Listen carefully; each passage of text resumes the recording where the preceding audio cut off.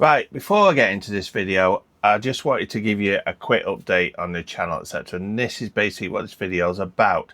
And I just want to say a big thank you to PCBWay for supporting my channel throughout the years. But also a massive thank you to my channel members, especially the ones that are paying the 99p a lot to help keep the lights on in this shed. So yeah, I really do appreciate it. And your names should be coming up on the screen now, either this side or that side. I just want to make some points clear before I go on that I do this channel as a hobby. Everything I'm doing, I'm learning on the way, and I'm really enjoying learning with you guys. And as always, I'm not an expert in any of this. There's always somebody out there who knows more than me, and they're probably already typing a comment now. But that's my kind of point. I like showing the process from my point of view. I like showing when it works especially, but also I like showing when it doesn't work and when I do things wrong, like when I stuck 12 volt through some 5 volt memory. But that's the whole point of YouTube. I love learning from it. From the start, 8-bit Retro Refix, Captain Commodore, they've been a great help for me. They've learnt me a lot. It was 8-bit Retro Refix that got me first on camera. At first I would not come onto camera. All I wanted to show was my hands, and it took me a lot of time and a lot of guts to actually come on camera. But now I'm fine. It is what it is. I've had to learn a lot through YouTube, and it's a massive job. It is like a second job. If anybody says to you, do you want to start YouTube, please consider the time it takes, because it does take a lot of time. There's been a lot of help out there in the retro community, and I thank you for that. You know who you are, especially with the Red Arrow group now, which I'm now a member of, and that has been phenomenal, the amount of support I've had from there and the amount of tips, etc.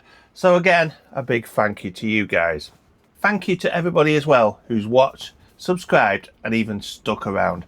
I didn't expect it, if I'm honest. I started this as a bit of a whim, and now I'm getting close to 4,000 subscribers now, which in my head is just honestly a bit mad, but I'm enjoying the journey. So as a thank you, in next week's video there is going to be a giveaway. Now it's not something amazing, but it's something very useful, so keep an eye out for that. On that note, let's crack on with the video.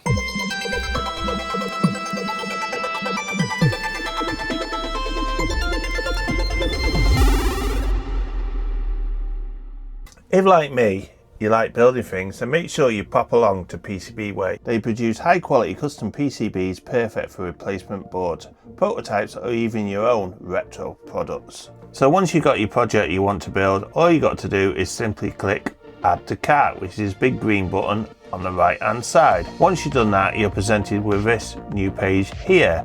Now it'll say here, we have detected 2-layer board at 45 by 51, etc. Depending on what board you got, obviously that changes. And as long as it says here 100% success, you're all good to go. Now there is a hyperlink at the top here for simple tutorial, which will give you some more information should you get lost. Now we do have some options we do need to set. The first one being, make sure you have the right country selected for your shipping costs, so you can make sure you're paying the right amount of postage to get it to your country. Now you got the quantity here, which is always set to 5, which is great because you've always got spares if things do actually go wrong on your build. Now also a couple of options down below which are worth looking at is here, which is your solder mask color and also your silk screen color. So your solder mask color is the color of the board, the silk screen color is the color of the words on the board. And last but not least, down the bottom here you can have assembly service if you want to get this board built. After you've done this, you click the button here, save to cart. It will then be processed. As you can see, the color of the boards is absolutely excellent and the quality is second to none. Great job, PCBWay. So whether you're into repairing a retro classic or just building something brand new, PCBWay is the way to go. So check out the link down below. And on that note, let's crack on. So as this is a midweek show, I've actually visited Stafford Computers again and actually obtained this to look at here, which is something different. It's a Commodore PC-1. Yeah, I know, it's not exactly what you expect to see when you say Commodore. Most people think Commodore 64, Amiga, VIC-20. No, not this one. It's a beige office thing. But this is Commodore having a go at the IBM PC market. I think it was made in the late 80s, around 87ish, somewhere around there. And to be honest, it's pretty basic. It's got an 088 processor, a bit of RAM, I think 512K, and just a floppy drive of 5 1/4, no hard drive. So everything is running off floppy disks, which, yeah, must have been fun back in the day. So on the front here, you've got a 5 1/4 inch floppy drive, and in here, it's still got the original cardboard to protect it. So that shows how much it was literally used. It's a nice looking case, to be honest. It would have been nice to fit one of the mini ITX boards in the Amigas, I think. But it's a shame, we've got to keep it original. Now on the side here, we have a 5-pin DIN keyboard, which is an AT. We've got a mouse port. Apparently Commodore Amiga mice work on this, although I'm not quite sure. We've got a disk drive port here for a secondary disk drive. Now, I wonder if that used the Amiga disk drives. Again, I'm not quite sure whether that would have worked or not. On the back, you've got a power output here for your monitor, which used to go through, you remember. You had the male to female. And also you had here your main power input. We've got an RGB monitor connector here, which I don't think I've got a cable for. I'm going to have to try find one. But also, I think there's maybe a mono composite video out as well. You've got a parallel port and we've got a serial port. If you can see here, we've got a Commodore warranty seal, which is still in place, but I think it has been opened, to be honest, because it is loose on top. There's something here called an expansion port. Now, what is behind here, I have no idea. And what you plugged into that, again, I've no idea. Shall we just flip it off and just have a look, see what's behind there? If you've got any memories of this machine or you know anything else about it, then please drop me a comment down below, because I'd love to find out more about this. So this has got like the blade connector like on the Amiga 500 Plus. So maybe that's for memory expansion. I've no idea. I'm going to actually open this up, because I don't think, by looks of it, if you look at the back, I don't think it's got anywhere to fit eye supports, etc. So maybe it was all on one board. So let's just open this up and have a look what Commodore were doing back in 1987. Just like so. And wow, this does not look as if it's been opened at all. Now we've got one power connection there, which feeds, looks like it feeds the main board, but also to the floppy drive there. Yeah, there's definitely no room in here for a hard drive. Now it looks like I'm going to have to take this whole power supply out here, just so I can get this cardboard shielding off. I guess it's some sort of RF shielding. They loved the RF shielding back in the day, didn't they? There is a nice layer of dust on there.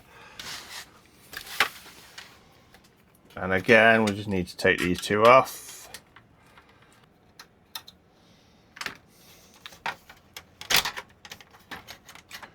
And that now hasn't made any difference.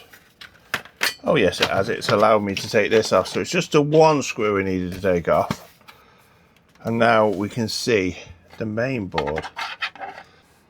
So what we got inside, all we've got basically is a floppy drive and a motherboard. So there's not a lot of room to work in here. There's no room for expansions at all.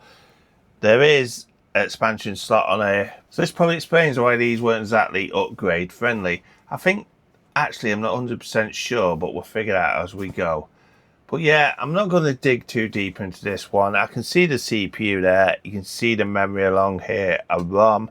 Maybe this Faraday here is, I don't know whether there's a graphics chip on board. Like I say, if anyone knows anything about this, then let me know. And if you want to see me try and power this up one day and see if we can get DOS running off the floppy disk, then drop me a comment down below whether you'd like to see us try and power this on. I just wanted to show it you because it was interesting to me, and I thought it may be interesting to some of you other Commodore fans, because it's not a machine I actually knew that existed, and it's not a machine that I'd seen as well, because it's just one of those oddball Commodore machines that they made that not much people knew about. And when Stafford Computers said, do you want to have a look at this? I thought, yeah, definitely. Now, I do have a CRT coming up in the next few weeks that I need to try and repair for myself. And then hopefully we could get this onto that monitor and see if it works, because it has got an RGB output. So we just need to go get one of the leads from here to that monitor. It's a bit strange it didn't have VGA, that it's got RGB. So it'll be interesting to see what graphics are on this board, because I've no idea. I've no idea at all. So that's it. This is just a quick midweek video, and I'm going to end it here. So don't forget to hit that like and subscribe button. Don't forget to drop a comment down below, even if it's hello. And don't forget to check out my YouTube buddies like Captain Commodore, 8-Bit Retro Refix, etc. Again, big thank you to PCBWay for supporting me over these few years. Next January I'll be heading on for 4 years on YouTube. I know, unbelievable. Let's see if we can hit that 4K subs. So if you haven't done already, make sure you hit that subscribe button, okay? So on that note, I shall see you soon. Well, I'll see you in a few days, probably on Monday, with a new video, and look out for that giveaway. See you soon, guys. Bye, and thank you again, everybody.